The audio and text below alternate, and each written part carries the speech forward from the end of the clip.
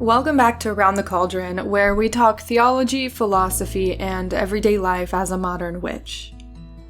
Being online in any witchy space can make you feel like everyone is making their spiritual practice their job. Even those who aren't in an online space can feel this way if they lead covens or groups. Thorn Mooney even writes about it in her new book, The Witch's Path. This is something that I've been struggling with myself, and I'm glad to know I'm not alone. So let's talk about what it means to make your spirituality your business. As always, a huge shout out to my patrons over on Patreon for making this show possible. Thank you Rose, Jess, Hillary, Lee, Angie, Magical Crafting, Bliss, Beverly, Jessica, Jennifer, Laura, Chris, Nad, Brittany, Meredith, Jessica, Tia, Stephanie, Gordon, and Lycan. If you would like to help support the show, head over to Patreon at patreon.com/roundthecauldron, and you can add your name to that list for as little as $1 a month. We have a lot going on this month astrologically. Adriana Morales has blessed us with another astrology forecast, and don't forget to follow her on Twitter. The link will be in the show notes. Also, just as a reminder, remember that when it comes to dates for astrological events, you should always double check the exact dates to your location. This is especially true this month when your location will change many of the dates and events. We begin September with the Sun in Libra, where balance, justice, and harmony have been the focus. We also maintain the previous retrogrades of Mercury in Libra, Jupiter in Aquarius, Saturn in Aquarius, Uranus in Taurus, Neptune in Pisces, and Pluto in Capricorn. Around the 6th, depending on your location, we'll have the new moon in Libra. This harmonious and balanced energy brings us an opportunity to work in partnerships or relationships. This energy will be very strong as we have the Sun, the Moon, Mars, and Mercury retrograde in Libra. Take advantage of the positives of this energy to counteract the downfalls of the current Mercury retrograde. On the 6th, Pluto goes direct in Capricorn, which means it will be going out of the current retrograde. Pluto is about change and transformation, but also can be an obsessive energy. Pluto in Capricorn invites us to rethink all the set structures in our lives, like work, businesses, and even the government. Take this as an opportunity to reevaluate your life in these areas and try new beginnings that are more truthful to yourself. Pluto stays in Capricorn until March of 2023, when it will move briefly to Aquarius until June to come back to Capricorn. It will then move definitively to Aquarius in January 2024, so you still have a couple of years to apply this energy to your life. On the 7th, Venus enters Sagittarius, leaving the detriment in Scorpio to a sign that loves freedom and travel. This isn't the best moment for commitment, but it's perfect to seek adventure and fun in your life alone or with a partner. On the 11th, Saturn goes direct in Aquarius, leaving the retrograde to move forward in the sign that it rules. As Saturn is dignified in Aquarius, this will be an easy period that will invite us to think in our personal goals and principles and the social aspects in our lives. Saturn stays in this dignified placement until March of 2023. On the 18th, Jupiter goes direct in Aquarius, bringing back our luck and need to make changes in the world in order to achieve a better planet. This will also be a period where technology will be important in our lives. Use technology to make changes or speak about the change you want to make. Jupiter will stay in Aquarius until December 28th of this year, 2021, when it will move for the second time this year to Pisces. Also on the 18th, Mercury goes direct in Libra, the sign it rules. This will be a period where, again, the communication will have us trying to find balance between our thoughts. People will be more careful with what they say and will try to avoid hurting others. Take advantage of this energy to fix anything that may have arisen during the retrograde. Around the 20th, depending on your location, we'll have the full moon in Aries. This energy encourages us to live in the moment and act. Be careful, as this is also a very passionate energy that might get you in trouble due to impulsivity or the need of confrontation. On the 23rd, the Sun enters Scorpio, moving from a not-so-comfortable position to an energy that will be all about intensity, intuition, unpredictability, and mystery. As this is a water sign, emotions will be prevalent during this season. Expect intense emotions and mood swings. Definitely a hard time for sensitive people. The season is also an opportunity to think about the past and try to heal internal struggles, but be careful with destructive behaviors. On the 30th, Mars enters Scorpio, moving from a detriment to one of the signs it rules. Mars is all about actions, and Scorpio is a very emotional but mysterious energy that will result in a possible dark and passionate period. Manipulative behaviors can occur, and we could also find people thinking only of themselves and doing whatever it takes to achieve what they want. Be mindful of this energy, but try to use it to achieve goals you have and might have abandoned. See, that's a lot to cover and think about. If you missed any of it, or if you want to go back and take more notes, you can go back and listen again or check the show notes for a link to the transcript of this episode. Having a spiritual business seems like an amazing thing to do. Make money by doing things you already do? Why not? Just imagine waking up, doing your daily practice, and then sitting down to do tarot readings or spell work for clients. The air around you is heavy and thick with incense smoke. The noise of fluttering tarot cards filters through the smoke as you shuffle for your next client. The candles flicker and your connection with spirit grows, allowing you to read the cards for your guest with ease and accuracy. While this is a great visualization, it isn't always an accurate portrayal of what having a spiritual business looks like. I'll talk about my own experience with making spiritual content and having a quote-unquote spiritual business in a few minutes. First, we have to answer the question, what is a spiritual business? In this particular episode, a spiritual business is going to cover a few things. First, it's going to cover an actual business, something you do or sell to make money. This could be a hobby, something you do on the side, or something you're trying to make your full-time job. And keep in mind that all three of those things are going to have different pitfalls of their own. It's also going to cover those who take up the role of creatives in the community. This one is where I fall. While I do technically have a business where I sell tarot readings and physical products, that's sort of a byproduct of my hobbies and things I enjoy doing. My first goal, so to speak, is the creation of videos, podcasts, and other content for the wider community as it pertains to my spiritual practice.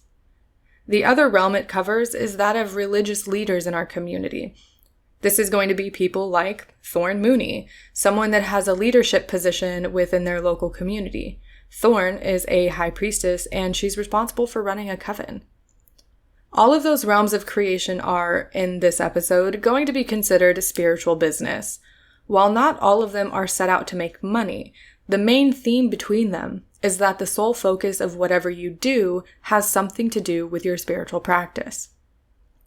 So let's talk about what it's like to make your spirituality your job, or at least the sole focus of what you do.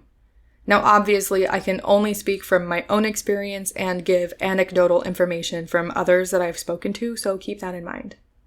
Having your spirituality be the sole focus of your life can be spiritually rewarding, but also mentally draining, which sounds really backward and wrong. To give you an idea of what it's like for me, let me run down a list of things I do on a weekly basis solely for my job as a freelancer in the spiritual sphere, but also as a YouTuber, podcaster, and online shop owner. Every week, I have to come up with a video idea for my channel. Sometimes this involves doing a bit of research, seeing what other people are talking about, looking into any hot news or important events, or just choosing something I really want to talk about. Okay, cool. I've got the idea. Now what? Now I have to write the notes or script depending on the video. You might think, okay, that shouldn't take too long. But guess what? Some videos require research. Some videos require sources. And some videos require a script in order for me to keep my thoughts straight. I'll give that an hour tops. Usually it doesn't take me any longer than that to write everything out, but that time doesn't include the research that I do for videos. Then I get to record the video. The fun part. Sometimes. Recording videos comes in chunks. First, I get to record the main chunk of the video.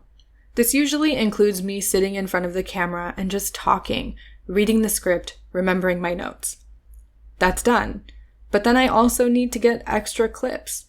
YouTube is a visual platform, and if the video isn't appealing, as much as I hate to admit it, it won't keep the attention of my audience and the message is lost. Depending on the length of the video, filming is done over the course of a few days. Editing the video can take upwards of 2 hours, again, depending on the video. So now it's done, it's uploaded, and I'm finished, right? Wrong. Now I need to write a title and description that won't get lost in YouTube's algorithm.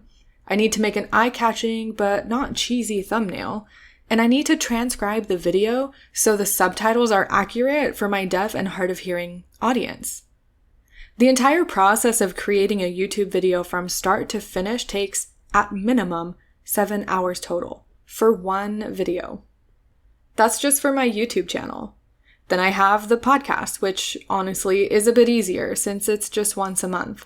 I write the script, sit down and record, and have the entire thing edited and ready to go in a few hours. These episodes can also require research though, so it just depends again. Then I've got the physical creations I make. These are often way more labor intensive. One cottage witch hat takes me roughly 4 hours to make.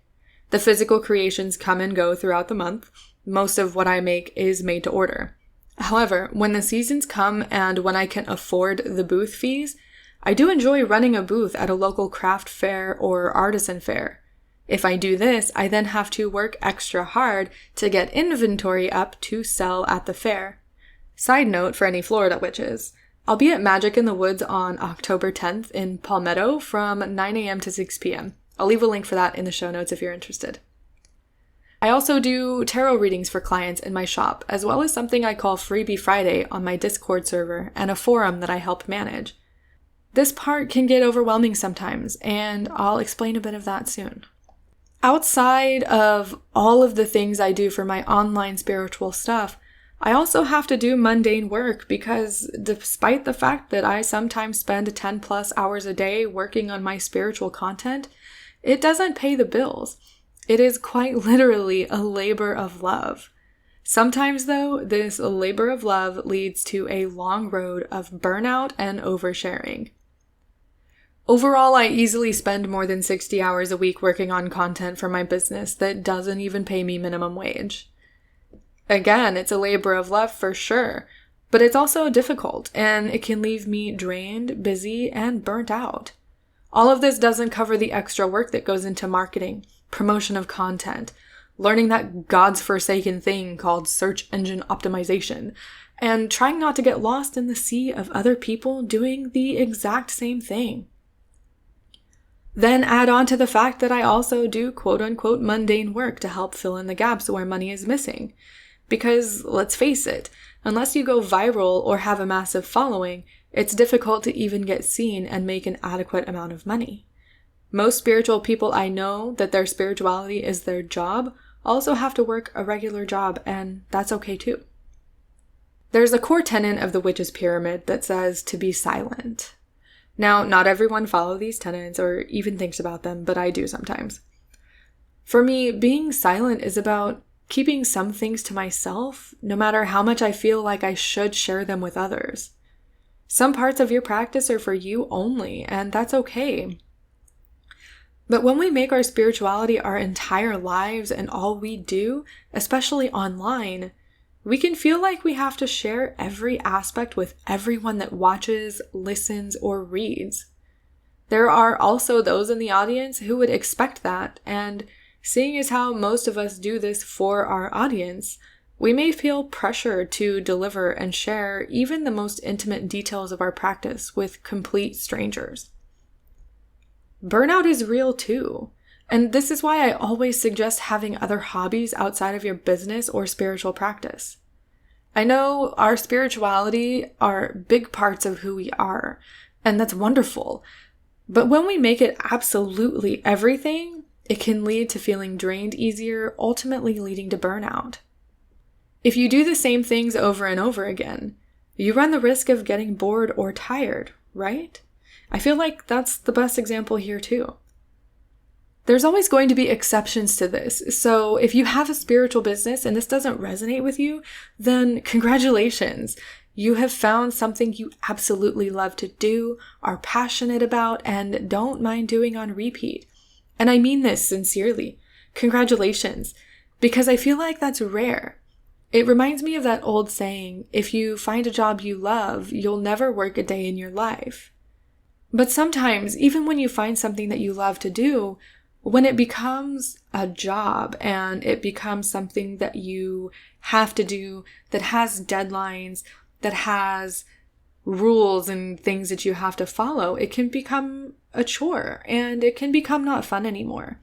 Now, I know I have said all of this, and it sounds kind of like I'm complaining, but really I say all of this because even though it gets hard, even though sometimes I'm burnout and sometimes I feel like I've hit a wall and I run out of ideas, or I feel like no one is listening or no one can even see what I post or see what I write or what I share, I do it because I enjoy it. I do it because I love sitting down, recording this podcast for you, making videos for you. I absolutely love doing this. But just because you love doing something doesn't mean that it doesn't get hard. It doesn't mean that it doesn't get tedious or tiring or draining. I just wanted to put that reminder in there because I realized after saying everything that I have just said, it sounded like I was complaining and it sounded like it really sucked. But honestly, it doesn't. Sometimes it does, but most of the time it doesn't. Most of the time, I really enjoy what I do.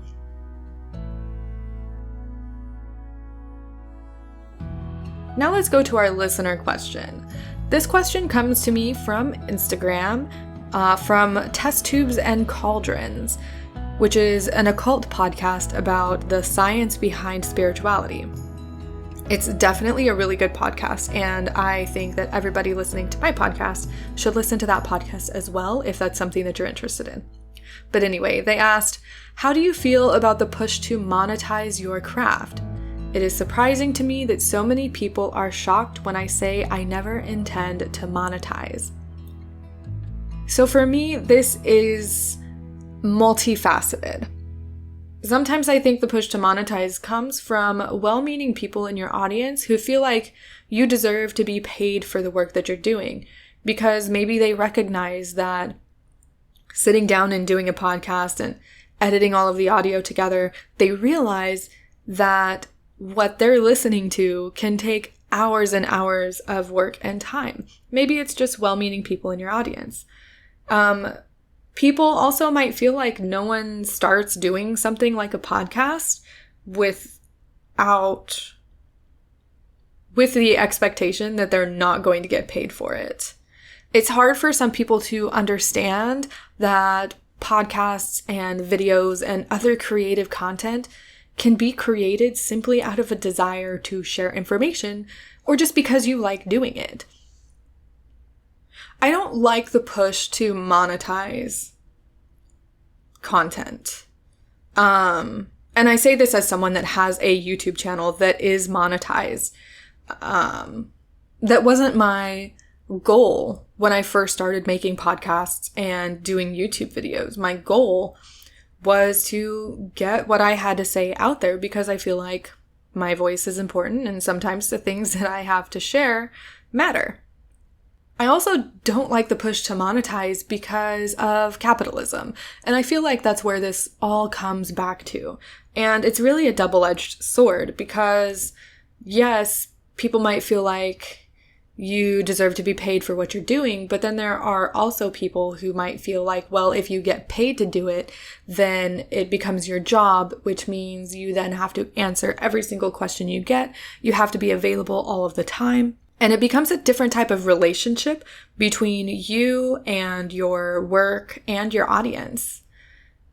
I also don't like the push for monetization because if you learn something or do something just to make money, it can take the fun and passion out of whatever you're doing.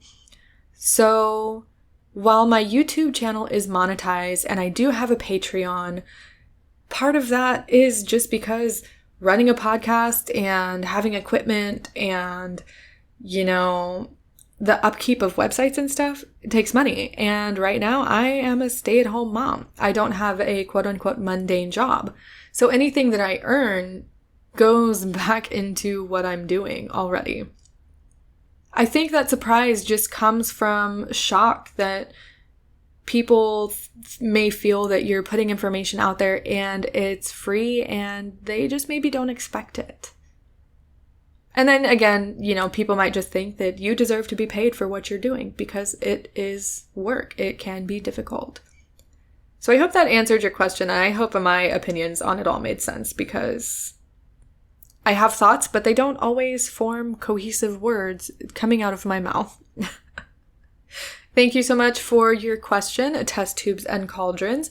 For anyone that is listening, I will leave a link to their podcast in the show notes. I definitely recommend checking their podcast out if you're interested in the science behind some spirituality and how the two can definitely go together. Be sure that you're following me on Instagram if you would like to have the option of your question being answered in a podcast. You can also join my Discord server. Again, link for that is going to be in the show notes, because I do ask for questions over there too, and usually people in my Discord server hear what the topic is before anybody else.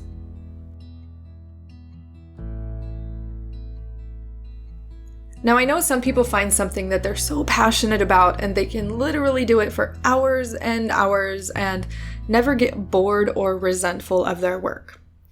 I'm not that person. Sometimes working so much on my spirituality-focused content leaves me just wanting to crawl into bed. I'm not gonna lie.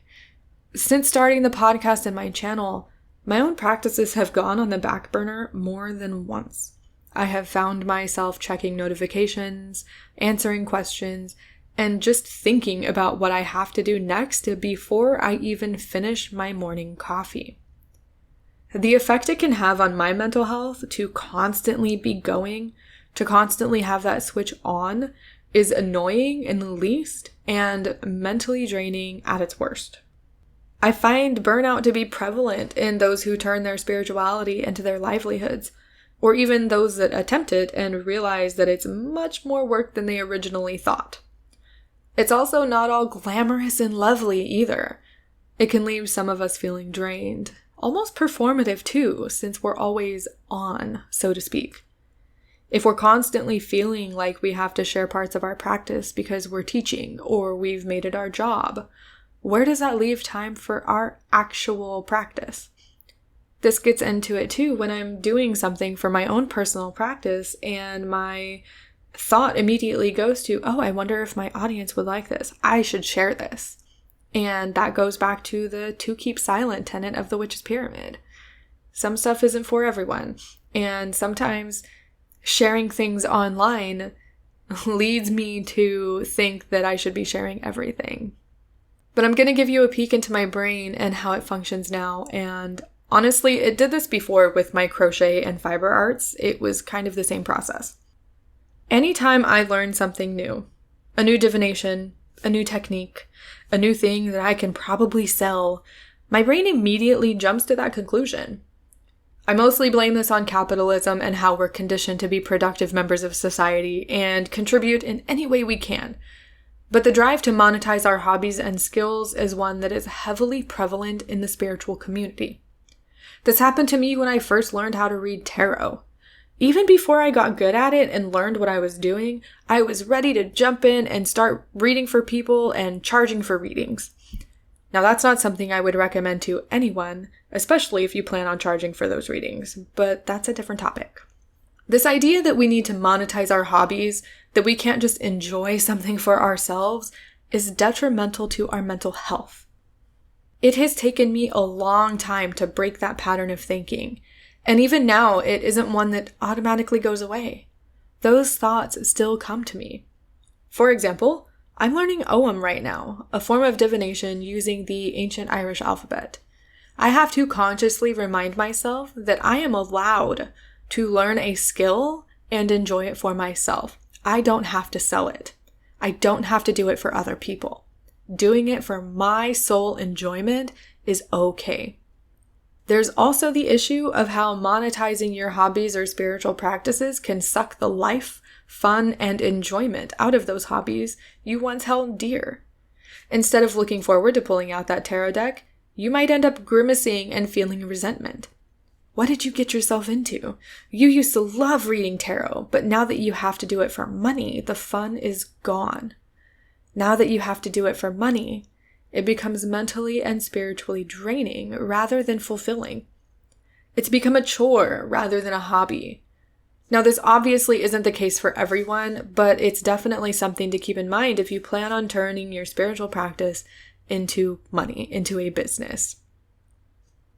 And it's not going to happen for everyone, and it might not even happen right away, and you might be 5-10 years into whatever you're doing, and then you realize one day, oh, I don't like doing this anymore. I don't enjoy it anymore. That's okay. That's totally okay. And I think sometimes if we turn our spirituality into a business, or we make it absolutely everything, there becomes sort of an obligation between us and our audience that is unspoken. And we might feel like we can't change our minds, or we can't just stop doing something because we don't like to do it anymore. Because what about our audience? They're expecting it, you know? And sometimes that feeling is really terrible because people aren't always nice. If you follow Olivia, the Witch of Wanderlust, she has recently switched up her content. She is a witchy YouTuber, is how she started. I believe it's how she started. But that became a lot of her content on YouTube. And she started to get burnt out, and she started to lose that passion for creating witchy content.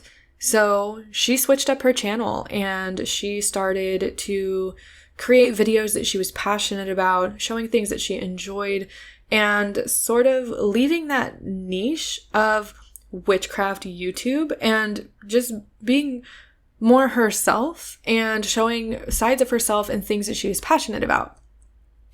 The audience, however, didn't like that.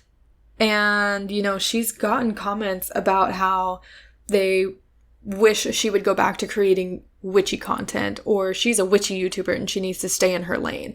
And that's hard. That is hard for a creator to hear, because what we hear when things like that happen is, you know, oh, we only like you for this one thing. We don't actually like you as a person. We only enjoy this one thing that you do. We don't care about anything else. And while it's well within someone's right to only enjoy a specific type of content from a specific person, those types of comments you can keep to yourself, because what we hear is, we don't care if you're being authentic or not. We just want to consume this one thing from you for free, mind you, on YouTube. You might have to sit through a 5-second ad, but it sucks sometimes. It sucks. And I just went off on a tangent. Where am I in my notes? Pay. What about pay? When we think about how long it takes to do a reading or create a spell oil, the prices of our products can be hundreds of dollars, because, honey, you're worth the time, and your time is worth money in this horrible capitalistic society we live in. The problem, though, like I mentioned in my example with Olivia, is that the general public doesn't see things that are handmade or handcrafted as being valuable. They don't see the hard work that goes into videos or podcasts as being valuable. In my experience with my crochet stuff, people would rather pay Walmart for a $10 beanie made in a sweatshop rather than $40 for a beanie handcrafted by an artist that goes back into the community and is usually way better quality. I also realize that this in itself is a multifaceted and nuanced issue, so don't come for me with the capitalism and poverty and how it's all a whole cycle of people are poor so they have to pay for sweatshop stuff. I know that. And knowing that makes it especially difficult for an artist who wants their stuff to be affordable, but who also wants to be compensated for their time. But anyway, Since I can't get in touch with every single person out there that has a spiritual business, I took to the internet and did a few searches. And here are just a few things that some people have had to say about turning their hobby into a business. In this case, you can apply spirituality to what they're saying. I couldn't really find a lot of information out there about people who feel drained by turning their spiritual practice into their entire life, which is interesting to me because I know it happens. I have spoken with several people who have told me that it's draining. I have my own experience of how it can be draining. It's interesting that nobody is talking about it. Anyway, I can't say nobody is talking about it. I just didn't find anything about it online. But here are a couple things that people have said about turning their hobby into a business and why they didn't like it. So this first one comes from an article called Why Turning My Hobby into a Business Was a Huge Mistake, written by someone named Pasha Nielsen in 2018. The link for this will be in the show notes. They said, "My favorite thing in the whole world is hand embroidery. More specifically, porn scenes hand embroidered on linen in glorious technicolor. I know my first thought was also instant success. With such a marketable and essential product with such low overheads, how could you go wrong? Needles cost nothing, linen costs less, and hoops cost dog shit. My fun time was about to make me roll around in cash as the world's most famous embroidered porn artist. I made an Instagram page, I made a Gmail, and started plugging to everyone I knew. Unfortunately, no one wanted my pornos. So I embroidered hands, just heaps of hands. My mate bought one for $50, and I realized pretty quickly that my 5 hours work plus materials meant I was earning about $7 an hour. If I charged what I earned making coffees, each hoop would be worth $125 each, and honey, no one was going to pay for that." There's also an entire Reddit thread, I think that's what they call those, about turning your hobbies into a business. And here's one thing that the original poster said. "I've been building gaming terrain for a living for close to a decade now. Most of that time it's been my primary income source. And while I build everything with passion and perfection that I take pride in, it also sucks. I often hate working on this stuff and only feel enjoyment when I'm done and don't have to look at it on the work table any longer. Before it was a profession, I had great enjoyment for the process. But now I just can't help but count the minutes that I'm wasting, the cost to time, pay ratios, and so on. The business aspect of it has taken over my life completely and contributed to a real degradation in my mental health, culminating in a major breakdown last year." Now, in this thread, there were also people who were saying that the original poster was on the outside, that they had a business based on their hobby and they absolutely loved it. So there are obviously two sides to this coin here. But I think it's really important that we take the time to talk about, or at least think about, the fact that those that have a spiritual business, or those that share their spirituality online and have a following or make content as content creators, I hate that phrase, doing this can feel hard. That's the only word that I can really think of right now. It can be hard. And it can turn something that we love doing on our own time, on our own terms, into a soul-sucking chore when we have to do it for someone else just to get paid for it. Now, in my Discord server, Owen brought up the point that our mainstream religious leaders also deal with this burnout. But how does their religious leadership affect their mental health? How do they deal with burnout when they're leading a community, especially when there's little support for communities and religions such as ours? I can't speak for religious leaders in our community, since I don't consider myself one. I can only speculate based on what I think and what I've seen online. If we look at religious leadership in the same way we do content creation, and this idea that we need to be on all the time, I can only imagine the type of burnout that religious leaders must face. Could you imagine being burnt out but still planning coven rituals? Drained from the constant need to be present in your community but still hold meetings and answering questions? or even the fact that many religious leaders put the needs of their religious communities before their own? Then when it comes down to it and the religious leaders have a moment for themselves, where does that lead them? I'm going to pop a quote in here from Thorne Mooney's new book because it really describes how it feels sometimes. I think she hit the nail right on the head when describing burnout, especially in the role as a creative like myself or a religious leader like she is. Now, this quote is in the introduction of her new book, The Witch's Path, which I have not finished yet.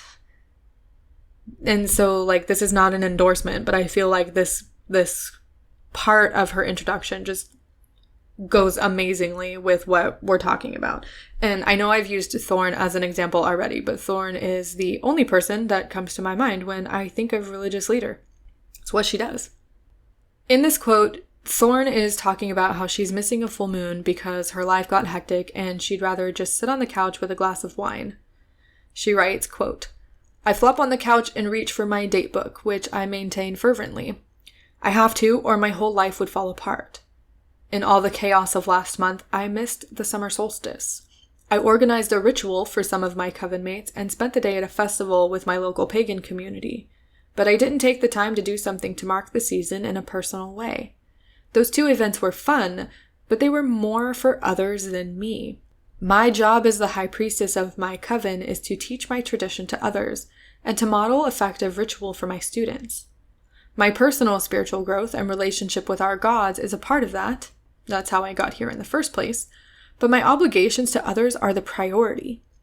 The festival was fun, but I was there as a presenter.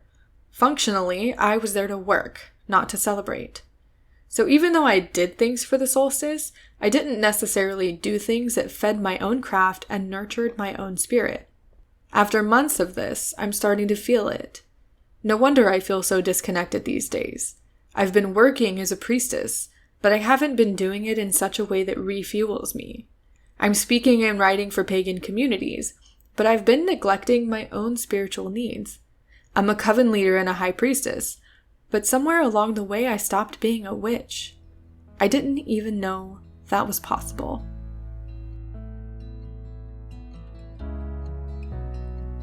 Somewhere along the way, when we stop being spiritual for ourselves and only do it for others, when we teach and speak and share and read for others all while neglecting ourselves, we can lose sight of why we're on this path in the first place. Things that once made us happy now can make us feel drained, sad, overwhelmed, or irritated. Now, I'm not saying that everyone who monetizes their spiritual practice, who creates witchy items or spell oils, who does divination for money, or anything else is going to have issues. I am simply speaking from my own personal experience, and I'm saying that it isn't for everyone, and that's okay. There are many things to consider when taking this path, and it's okay if this path isn't right for you. Don't jump into sharing your spiritual practice online if your sole goal is to monetize. Because, as I've said here, it can be draining. If you feel like that's totally fine and you can handle it and, it's something that you're passionate about, then go for it. I just ask that you proceed with caution and take the advice of myself, because I don't take my own advice. Why would I do that? And don't let it overwhelm you. Make time for yourself and your personal practice, and be sure that you keep some of it sacred. Keep some of it sacred for yourself, and don't feel like you have to share everything. Alright, so now it is time for our monthly tarot card. What tarot card are we going to focus on for the month of October? Let's find out. I am pulling from my Robert Hansen Roberts, however it goes, tarot deck. So I'm going to shuffle and we'll see what card I get.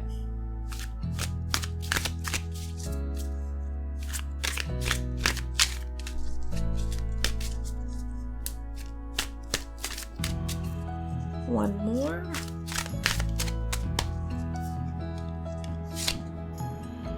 This month's tarot card to see us through October is the Eight of Swords. Consider the ways in which you feel trapped. This is the perfect card to pull for this subject, honestly. Having a spiritual business can make you feel trapped and at the whim of your audience and the algorithm. Think about ways in which you might feel helpless, restricted, or held back. What can you do to break free from that cycle? Sometimes this cycle is one we've created for ourselves. Did you put that blindfold over your eyes, or did someone else? Thank you so much for listening to this episode, and I will talk to you soon.